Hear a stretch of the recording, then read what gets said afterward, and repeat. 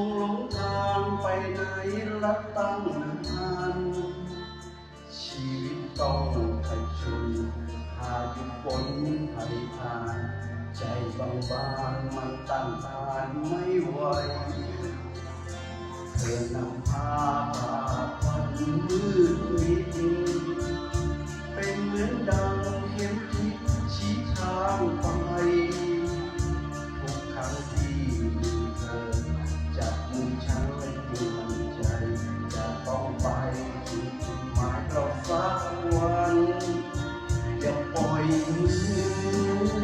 อย่าปล่อยมืออาจจะเดินหลงทางถ้าห่างกันอย่าปล่อยมืออย่าปล่อยมืออยากมั่นใจว่าเราไปด้วยกันขอร้องด้วยสัญญาอีกสักครั้งเชื่อมั่นว่าวันจากกันจะได้ไหมมีจับมือใจเดียวใจเพียงเธอยามพบเจอปัญหาไม่เป็นไรถึงไหนไม่สำคัญบนทางฝันนั้นยาวไกล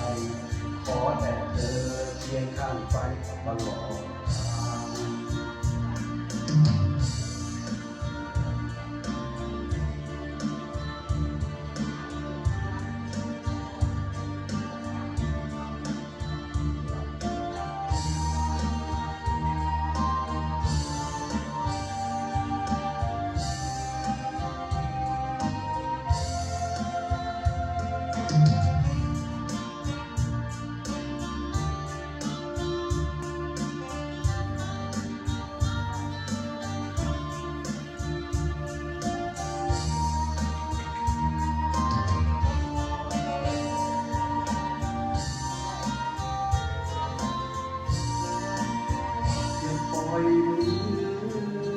อย่าปล่อยมือ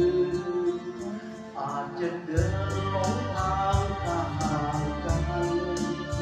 อย่าปล่อยมืออย่าปล่อยมือ